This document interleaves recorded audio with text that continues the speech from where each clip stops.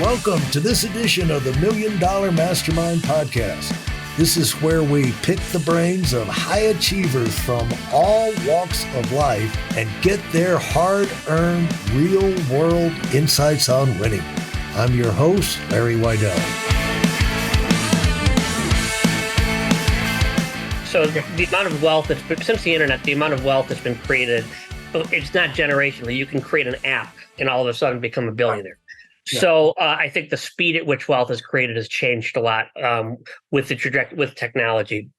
I chaired the Disruptive Technology Center at Stanford University, and I'd see companies that it was just a brilliant 25-year-old kid had a great idea, and he gets backed by Sequoia, and 5 years later, he sells his company for $500 million. So it happens much quicker.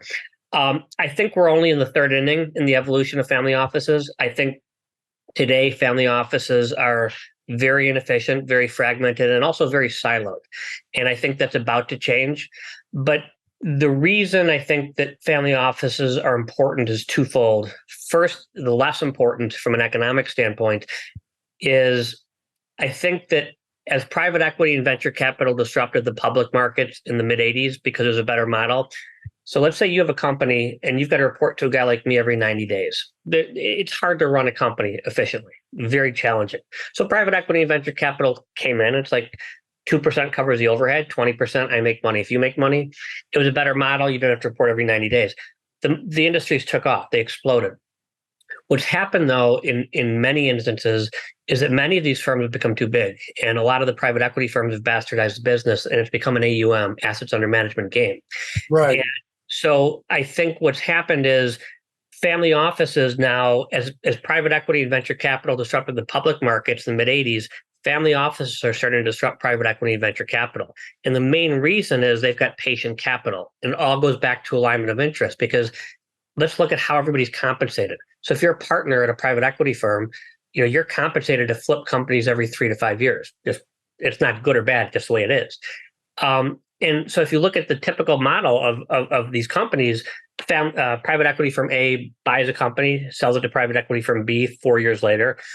They try to make money on it and sell it to private equity. So it could be sold 3 to 4 times in a 20-year period. If you look at all the taxes and all the transaction costs during those 20 years versus a family office who has something called patient capital, and they just buy the company, hold it for 20 years. They don't have the transaction costs. They don't have the friction of the taxes. It's just compounding. It's an exponentially better model. The problem is that right now, family offices are not as efficient as they need to be. That's starting to change. And you've seen some. I've done a podcast with Tony Pritzker and Paul Carbone, who's a good friend. I mean, they've institutionalized this. So not only can they compete with Carlyle and Blackstone, they actually have a competitive advantage because they don't have to flip companies every 3 to 5 years. So that's the main advantage for family offices from an economic standpoint. I'll also go from a philanthropic standpoint. Family offices are not a panacea to solve all of the world's problems, but I think family offices can solve many of the problems. And I'll give you just a couple examples. My first boss was Michael Milken from Drexel Burnham. Really? Michael, brilliant guy, developed prostate cancer. And when he developed prostate cancer, rather than throwing $100 million to the American Cancer Society, he built like a VC fund. He put $2 million here, $3 million here, $500,000 here. And because of him, you and I and all the male listeners will die with, but not of, prostate cancer if we live long enough. And then one other example is Bill Gates. I would argue his family office did more for the vaccine in COVID than the U.S. government. So I don't think you could run a philanthropy exactly like a business, but I do think you can run it more business-like. And I think that a lot of these family offices are very philanthropically motivated. And whatever the cause is, I think they're going to solve many of these big issues that are not going to come from the government, and it's not going to come from the corporate sector. Well, let's just say it's not Bill Gates. Let's say it's Bob Jones, and he's got a couple of $1 billion. And what is the trend? And the reason why it's fun to talk about this is because we have a lot of up and coming or current entrepreneurs, super successful, wanting to get better. And with the in mind of, well-run businesses grow, and you want to be in this situation down the road. And it's just nice to have. You're probably not going to understand the whole thing the first time it's put in front of you, but it's good to get the framework in your mind and get some of these words and thinking. And also, it's nice to have an end goal. That I want to end up in a family office. And so the relationship in there, let's just say with Bob Jones, how he goes to a family, he's got the money. Now, he goes to the family office. What does the family office do for him? Is the family office a person, a team of people? When you say you have 100 family offices under your umbrella at Diamond Wealth, how does that work with those individual family offices? Sure. No, it's a very good question. Family office is just an entity, right? So family office, it could be one or two people. Some family offices have 50 to 60 people. It's all over the range. And it's basically, they represent the interests of the family. And sometimes it's first generation, sometimes it's second, sometimes it's third, sometimes it's later. We deal mostly with the entrepreneurs who created the wealth, mostly first generation. So, it's the family offices. They decide really on what they want to do and how they want to grow their assets. Some family offices are just looking to preserve wealth, and that's fine. And some family offices are very aggressive and want to double and triple their net worth, and that's fine too. It just depends on what your goals and objectives are. So the Bob Jones in this situation, he would set the tone. I want to conserve, or I'd like to grow, or I'd like to be in, I have some causes I want to be able to impact. And then, not knowing how to do that, he would go to you or your company and say, how can you help me expedite this? Would that be part of the purpose? Well, I mean, what we do, not entirely. So what we do, I invest in all the deals myself. So basically what we'll do is we invest just in private markets. That's private equity, venture capital, credit, real estate, things like that. Even though I made money in the public markets, I think it's very difficult today to create alpha in the public markets. I just have money in the index funds, but you can do it in the private markets. So we'll put some money in. I'll syndicate a group, $50, $100 million, whatever it is. I kind of know who likes what. And then we'll put together an SPV, special purpose vehicle. And because of that, we get really incredible deal flow and good execution. And typically we're able to get better economics because we could put in so much money so quickly. I speak a lot throughout the world about family offices, and the best compliment I got didn't even seem like a compliment at the time. Somebody just came up to me and said, that was really authentic. And that was what he said. And I thought about it for a while. I didn't even take it as a compliment, but then I really thought about it for a while, and it really was. Because when I spoke, I'm not the smartest guy in the room. I'm not the richest guy in the room. I try to surround myself with people that are smarter than me. I try to surround myself with people and learn from them. So I think that for me, the most important part of life is not just business, it's relationships. It's your relationship with your family, which is, I think, the most important, relationship with your friends, relationship with your community, relationship with your business. So for me, the relationships that I have nurtured over the 30 years of my career, they are truly authentic. And I don't make money in everything I do, but the alignment of interest is there. So I think there's a level of trust that we have that family office have with me. And again, part of the reason family office were created, it's not that all of a sudden these people who sold Beanie Babies wanted to manage money, because that's not really what they wanted to do. They just stopped trusting Wall Street. So if you think about it, 68% of the family offices started since 2000, and half started since the crash. And what happened during the crash?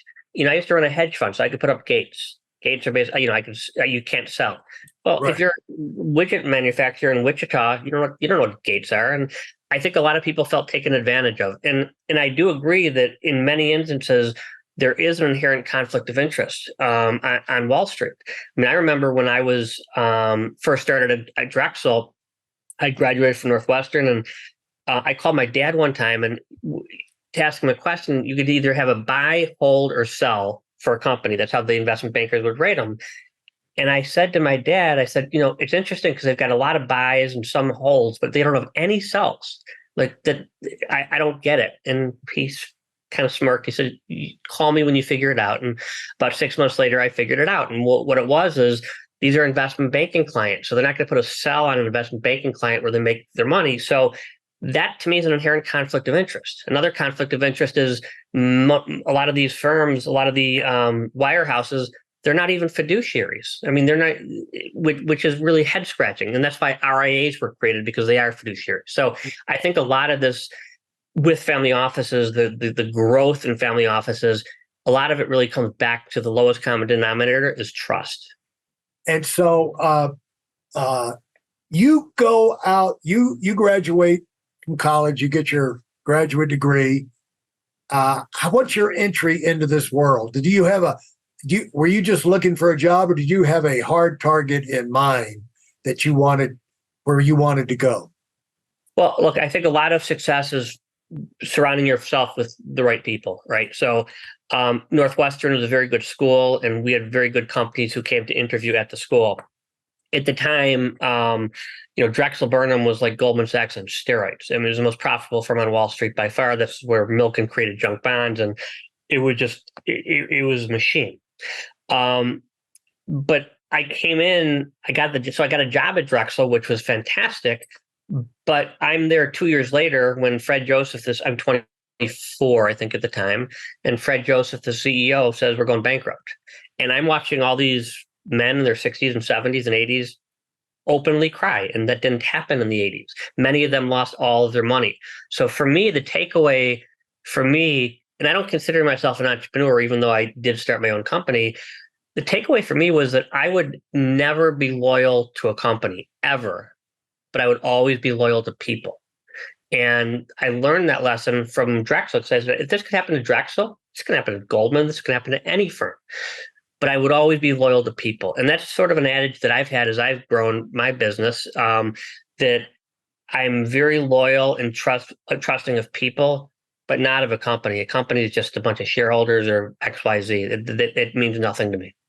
Now, when your first 2 years there before the bust, did you, thinking back, were there signs, or what was it like in that? I mean, was there an arrogance? What was it like that led up to that? Arrogance is an understatement. Well, look, it was arrogance, but it was arrogance, but it was like, these literally were, many of these people were the smartest guys in the room. I mean, the talent level at Drexel was just phenomenal. So I was on adrenaline just because I love working around really, really smart people and being challenged. These were brilliant people. And if you look at what came out of Drexel, Blackstone and all these firms that came out that are a result of Drexel, it's still a tight community. So it was really an anomaly. I was just happened to be there. My goal was to be there for hopefully 50 years and hopefully run one of the divisions one day. But 2 years later, the company imploded. So I just think that there was some sort of, it's like, I'm a big basketball fan. When Jordan played and, they had the championship seasons, there was just an aura about them, about the Bulls. And I think there was that feeling at Drexel, which was really neat to be a part of. I certainly didn't earn it, but I was part of it only because I worked there, and I could see it. I could sense it.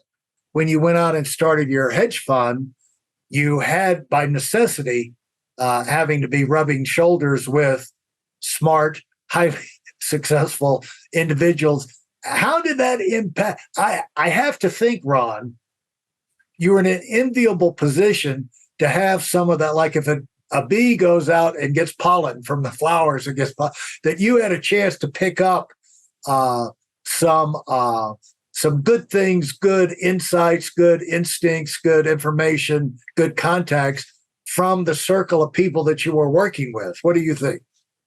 100%. I think that what I try to do is, my dad was a banker, and he used to always tell me, he said when he'd have a meeting, he could always tell who the lawyer was, because the lawyer in the meeting was always the one who was trying to show that he was the smartest person in the room.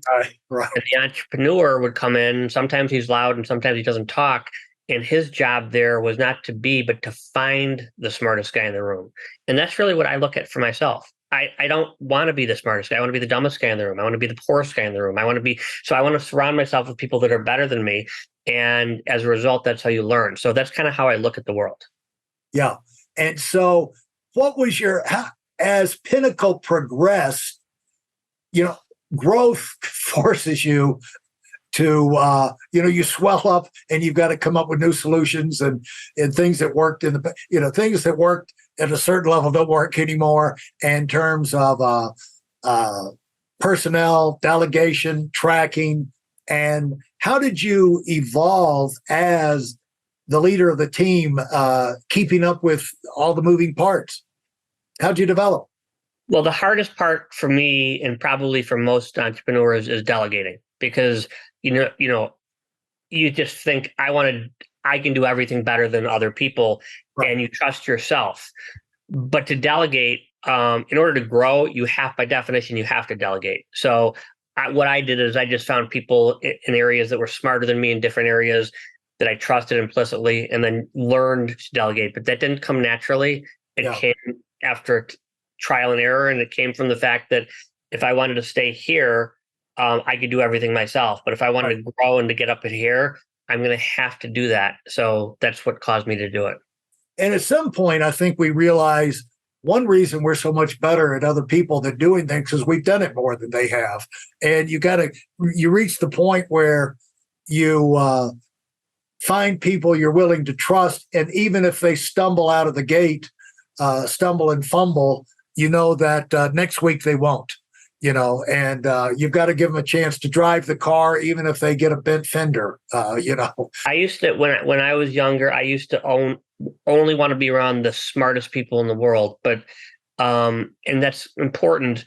But trust transcends that, right? So you want to be around people, because no matter what business you're in, you're going to have setbacks, sometimes major, sometimes have nothing to do with you. It could be from a macroeconomic event, and as long as you're with good people who you could trust, things will take care of themselves. I truly believe that.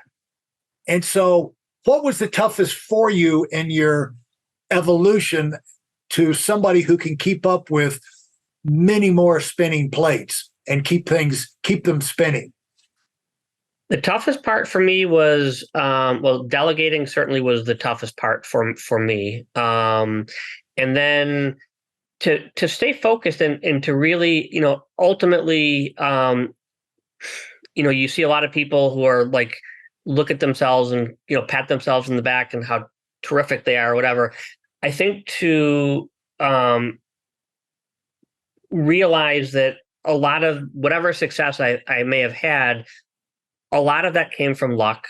A lot of that came from the fact that I was born into a family that valued education. A lot of that came from the fact that I was born in the United States. I mean, you could go back to all these different things. So, which comes back to gratitude. So, I just feel that, it's such an important part of life, and most of us don't. Where we get so stressed out on all these different things and worries about things, but there's so much to be grateful for. And that's what I really try to focus on. It's not always easy, but I try to. But when you get up to this level of success, which people want, a reason I want to talk about it, you've lived it, and you've lived it for a lifetime. People want to have the amazing, staggering year after year success, and, where you walk in the room and you're everybody's hero and people are patting you on the back, and you're taking, you can buy anything you want, go anywhere you want, meet anything you want. You're living this life on another level. How do you keep that from going to your head? Because, how would you address the issue of, and you had to face it pretty early on, success being harder to handle than failure? It's a great question. Dick Fold has become a friend. Dick Fold was the former CEO of Lehman Brothers. And when Lehman Brothers went bust, prior to them going bust in the financial crisis, he was probably the most powerful guy on Wall Street. He was a brilliant guy. He was very smart, and he looked at the world through the lens of, I am more powerful, I am more successful, et cetera, et cetera. And then when Lehman Brothers came down, he got humbled, and I think he's changed and he's grown a tremendous amount as a human being. And he's actually a wonderful, wonderful person, which people don't necessarily see that. I think that I gave a talk to Northwest, to my alma mater, and they said, what's important to you? Now, it'll come back to a story that my daughter, who was 8 years old at the time, asked me. We have a thing in our house where if the phone rings 3 times, it's an emergency. I was in a meeting with a very large family office, and the phone rang 3 times, and I had never done that before. So I excuse myself, and I take a deep breath, and it was Bella, my baby. And I'm like, Bella, what's wrong? I'm thinking she's in the hospital. She's like, Daddy, what are the 5 most important things in life? Like, what's wrong? She's like, no, I need to do this. So I explained to her that's not an emergency, and we'll talk about it when we get home. So I took a deep breath, and I sighed, and I'm like, okay, she's okay. I come home, fast forward 6 hours, and she's like, that's the project she's working on. So she's like, I worked on it with her. She's like, she wanted to be popular. She wanted to be a good listener. She wanted to be a good sister. She wanted to be a good friend. She wanted to be a good daughter. Those were her 5. And then there's only a child can do. They turn it on me, and they're like, what are yours? Like, I'll get back to you. And I did think about it. And then I thought about it for a while. And over the next couple of months, and then she kept asking me, what are your 5? And then I did think about it, and I wrote it down. And for me, they were in order of importance: love, gratitude, attitude, balance, and laughter. These are the 5 things for me. Other people, it's something totally different, but these are what's most important to me. And if there was a direct correlation between wealth and happiness, I would just tell everyone to try to get as rich as you can. There's not. It's not an inverse correlation, but it's not a direct correlation. So I think that the people that I surround myself with, what's the point of being successful if you're miserable? What's the point of being successful if if you're stressed out all the time, or you don't like what you do, or you're not close with your family? I mean, all of these things. So I think that keeping these things in the back of my mind, and I've got it on my wall. It says love, gratitude, attitude, balance, and laughter. These are my 5 things. And I think that's something that I constantly remind myself of. And, life goes by like that. I mean, we're 10, we're 20, we're 30, we're 40. It just goes by so quickly. You just have to be grateful for what you've got and just enjoy it and think things through. And I think that's really important. When my first board meeting, you're with all these advisors, and everyone's got an agenda. But my agenda was just to hopefully I could add some value. I mean, there's a lot of stuff I couldn't help at all, but there's a few verticals that I can add value, and I would just try to do it. And if I just come in through the lens of, look, I know what I know. I know what I don't know. I don't know more than I do know. And what I do know, I'm going to add value to that. And that's kind of how I looked at it. And some of the people on the board, on any board, they want to be the smartest guy in the room. That's not me. I don't want to be. I just want to figure out. You find that one-upsmanship going on, that testosterone is at play even in the boardrooms. They want to show off. Ego. I've thought of writing a book about it. I mean, ego is a double-edged sword. On the one hand, you need a certain amount of ego to do well and succeed in life. On the other hand, it's also our Achilles heel, right? Because it's destroyed many people too, your ego. And it's not confidence, it's actually insecurity. And I didn't fully understand that when I was younger. So I looked at it through the lens of, I used to look at vulnerability. So I watched a lot of TED Talks. Brene Brown, did a TED Talk on vulnerability. If you would have done a podcast with me when I'm 25 and I would have brought up vulnerability, there would have been a 0% chance that would have been a topic. But I think the fact that we are vulnerable. So I share a couple in Tiger 21. It basically, it's a group of people that have had success, and we talk about different issues. But when people are authentic and honest, and vulnerable, people open up. I was at the dog park the other day with a guy that I knew a little bit. Our dogs hung out a lot, and we knew each other for like a year and a half, but not that well. And then we were talking, and I was on the phone, and I was telling him what was happening. There was some issues that I was having with a kid, and I was just honest, like here's what it is. And then he opened up to me. He's like, "Yeah, I've got this." And so I just think that if you look at it, it's philosophical, but like we're all in it together. I mean, if you look at it like it's me against the world, and your life's going to suck. But if you look at it, how big is it? How big is the whole?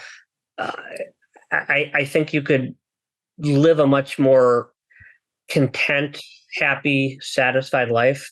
So the metrics that I use are probably the metrics that a lot of your listeners who are 25 use currently, and what they want to do, how they want to accomplish it, how much money they want to make, where they want to live, how they want to live, and all that. And I'm not minimizing that, but I'm saying you get to a point in life when enough's enough, and you just have to enjoy what you're doing, and you have to be real, and you have to be authentic. And Shakespeare's quote, "Be true to thyself." I think that's probably one of the most prophetic things anybody's ever said. I think it's really true. And so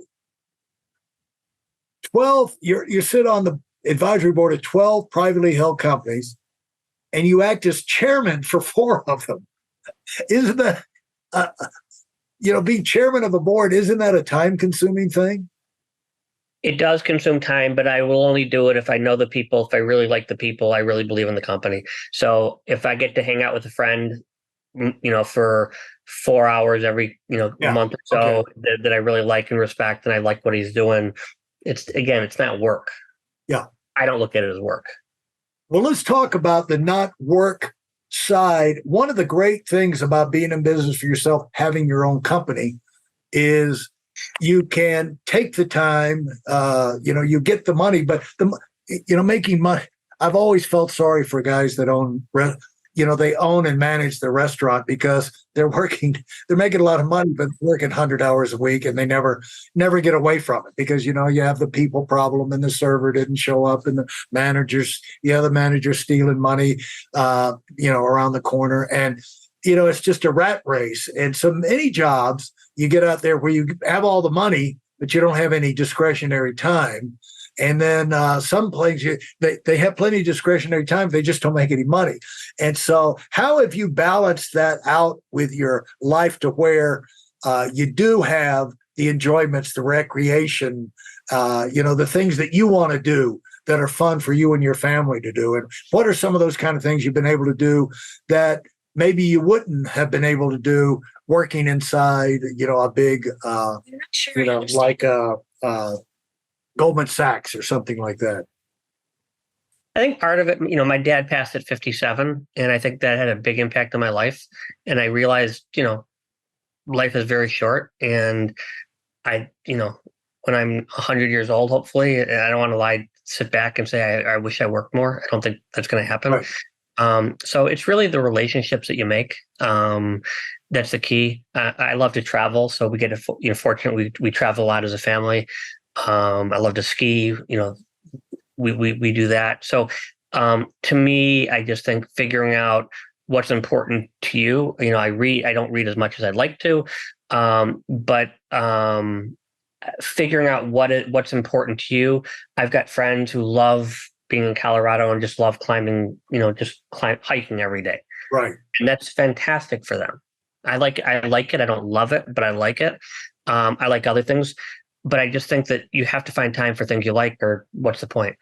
Our time is our most important thing, right? It's the most precious commodity we have. And what did I want to do with that hour more than anything? I just wanted to watch her play. Yeah. And she got upset with me, and she argued with me, and I ended up not going and whatever.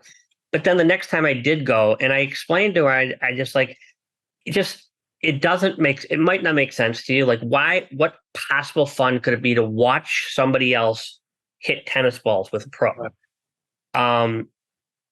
It makes me happy. I really love doing it. So I think watching my children grow and develop, family, friends, developing good, relationships. There was I watch a lot of TED Talks. There's a TED Talk on, I'm doing a TED Talk in about a month. My favorite TED Talk was a guy who did a longitudinal study on relationships. And basically he studied, I forgot his name, but he studied 250 kids from Harvard starting in 1936 and 250 of the poorest kids in Boston. And he studied their lives. And the study's actually still going on right now. People are in their 90s right now. And he saw some people go from, down here to up here, and some people go from up here to down here. And what he found was the common denominator to live a meaningful life is having quality relationships. And you don't have to have 50 best friends. You could have 2, you could have 1, but having the close relationships with people, that is what matters. And that really resonates with me. So, that to me, developing relationships with people, of all ages, from all over the world, it's something that's very important to me.